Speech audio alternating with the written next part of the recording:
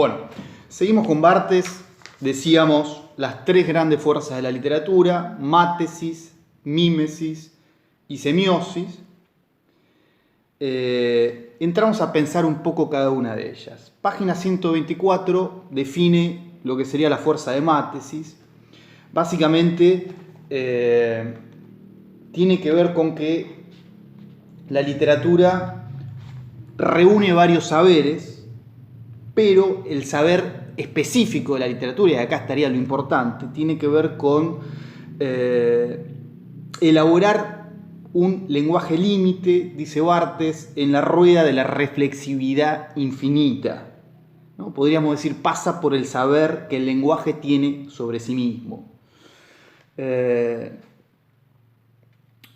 Dice, la literatura toma a cargo muchos saberes. Dice, un saber histórico, geográfico, social, técnico, botánico, antropológico. Pero más adelante aclara, la literatura, lo que conoce de los hombres, es lo que podría llamarse la gran argamasa del lenguaje, ya sea que reproduzca la diversidad de sociolectos, o bien que a partir de esta diversidad, cuyo desgarramiento experimente, imagine y trate de elaborar un lenguaje límite que constituiría su grado cero. En la medida en que pone en escena al lenguaje, en lugar de simplemente utilizarlo, engrana el saber en la rueda de la reflexividad infinita. Decíamos, el saber reflexiona sin cesar sobre el saber, según un discurso que ya no es epistemológico, sino dramático. Tiene que ver, ¿no?, con esta cuestión que vamos a ver un poco más adelante con la fuerza de semiosis. Está ahí, es una cuestión escénica, en realidad, lo que hace la literatura con respecto a la lengua.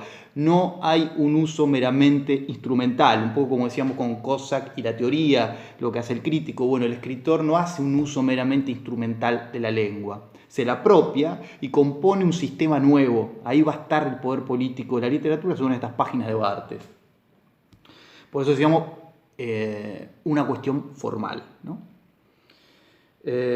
Página 126, para aclarar un poco el concepto, dice ahí que la ciencia y la literatura le dan un lugar distinto a la palabra, y lo ilustra con los conceptos de enunciado y enunciación, que les corresponderían respectivamente, un poco recuperando la distinción de Saussure entre lengua, que sería el producto homogéneo compuesto por signos, decíamos, esas estructuras rígidas y cristalizadas y fijas, ¿no?, que se pretenden fijas, y luego estaría el habla, que sería la realización concreta e individual de esa expresión lingüística, ¿no? En esto, que es una cuestión lingüística de Saussure, podríamos pensarlo para entender la teoría con respecto a la política de la literatura de Barthes, ¿no? Por un lado estaría la lengua, ese sistema de signos rígidos, decíamos, que baja de la RAE, ¿no? Entonces dice, no, el lenguaje inclusivo está mal, y a quién le importa si está mal, porque el lenguaje inclusivo, si se vuelve norma, se volverá de abajo para arriba y no al revés, ¿no? Si lo usan una gran parte de la población, la RAE lo que tiene que hacer es relevar, ¿verdad? Bueno, pero hay una lógica con respecto a la lengua y las instituciones que se da de otra manera, y el habla sería esa realización concreta. No importa que la RAE diga que está mal, si yo como sujeto hablante hablo, ustedes me entienden y compartimos este código y eso circula. Esa realización concreta e individual, desde un punto de vista figurado, podría referir a la literatura, ¿no? La literatura podría considerarse el habla de los escritores con respecto a la lengua, es decir, esa manera de transformar en algo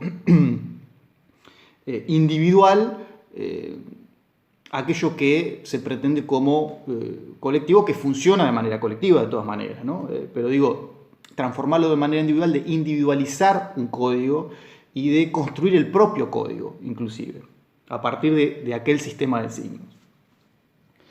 Entonces yo le decía ahí en la página 126, dice, el enunciado, objeto ordinario de la lingüística, es dado como el producto de una ausencia del enunciador, ¿no? La lengua en abstracto, está ahí, hay un sistema, el artículo, el objeto directo, el objeto indirecto, las palabras que refieren a determinadas cosas, el significado que vemos en el diccionario, está por fuera de todo enunciador.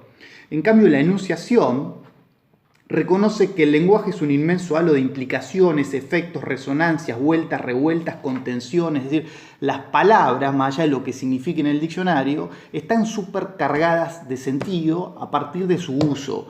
Entonces suenan de determinada manera, esconden códigos que no aparecen en el diccionario, y el escritor va a explotar todo esto, por supuesto, ¿no? Si una palabra está cargada de sentido, es una palabra más rica para componer un poema, un cuento o lo que fuere, ¿no?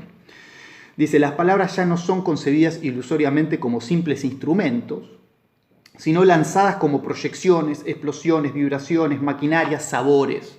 Y acá está esa relación etimológica entre sabor y saber, que creo que después más adelante Barthes lo recupera. En la textura de las palabras, en el sabor que tienen, en la sonoridad, en lo que nos remiten, a donde nos llevan esas palabras, va a estar el gran saber, el gran sentido de esas palabras para la literatura, ¿no? No tanto para aquellas instituciones rectoras, reglamentadoras, de cómo debe hablarse, etc. Entonces, esta es la fuerza de Mátesis, ¿no? Para resumir, la literatura es un discurso que incorpora un montón de saberes, filosófico, geográfico, histórico. Novela puede hablar de historia, de geografía, puede estar súper documentada, lo que fuere, pero el gran saber de la literatura radica en la reflexión que tiene el lenguaje sobre sí mismo. Ese es el gran saber de la literatura, es lo que está haciendo la literatura específicamente con la lengua, fuerza de Mátesis. Segunda fuerza, la fuerza de mímesis, es la fuerza de representación. Vamos a la página 127. ¿De qué dice Barthes? Yo diría brutalmente representación de lo real. Ahora, lo real no es representable. Entonces, estamos en el centro de una fuerza utópica. ¿Utópica en qué sentido? En el sentido de que la literatura pretende representar cuestiones de índole de lo real, y eso es un imposible. Lo real pasa por un canal y la representación de eso pasa por otro. Dice más adelante en la 128, dice, no se puede hacer coincidir un orden pluridimensional, lo real, con un orden unidimensional, el lenguaje. Ahora, el escritor en algún punto va contra esta idea, ¿no? Dice, es precisamente a esta imposibilidad topológica a la que la literatura nunca quiere someterse.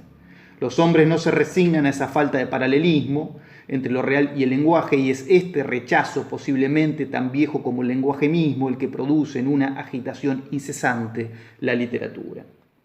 Dice en la 129, con respecto a esto, que tiene que ver con este punto de vista utópico,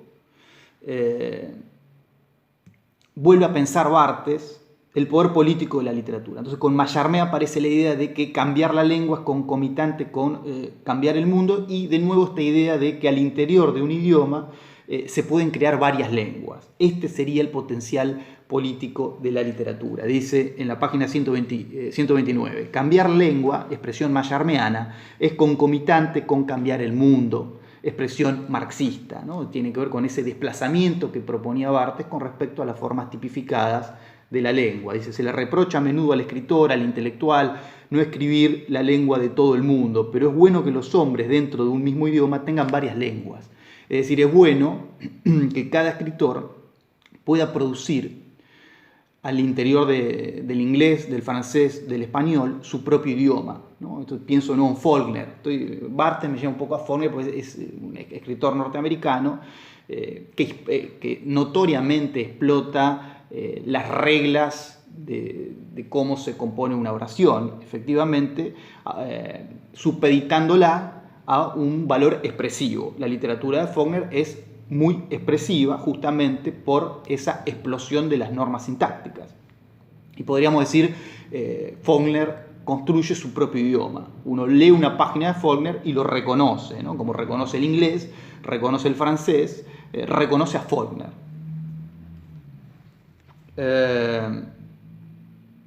De acá, de manera un poco programática, es decir, como una propuesta estética en algún sentido, Barthes propone desplazarse u obcecarse como las operaciones posibles dentro de una lengua. Obcecarse tiene que ver con afirmar lo que es irreductible de la literatura, afirmarse a eso, pese a ser conscientes de que una de las grandes funciones es utópica, es decir, que es imposible.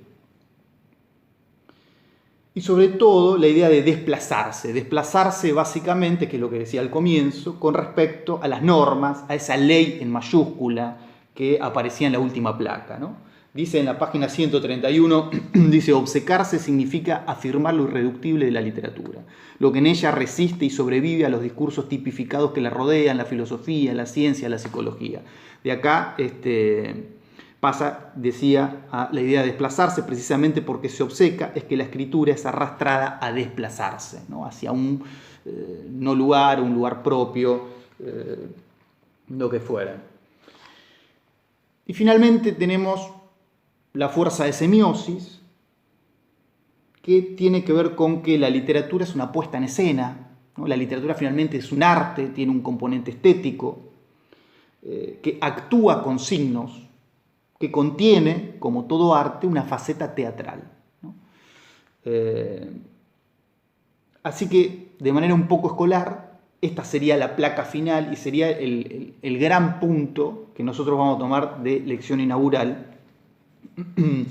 Las tres fuerzas de la literatura. Mátesis reúne varios saberes, pero el saber del lenguaje sobre sí mismo es el verdadero saber de la literatura, por donde pasa el gran saber de la literatura. La fuerza de mímesis, que tiene que ver con la fuerza de representación de lo real y que deriva en lo que sería la función utópica de la literatura, porque decíamos es un imposible.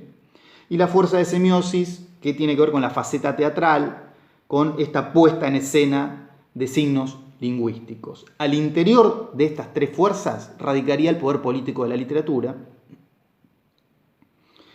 poder que se fundamenta en un desvío siempre formal con respecto a las formas tipificadas. Damos el cierre en el tercer video, digo alguna cuestión chiquita y terminamos con Barthes.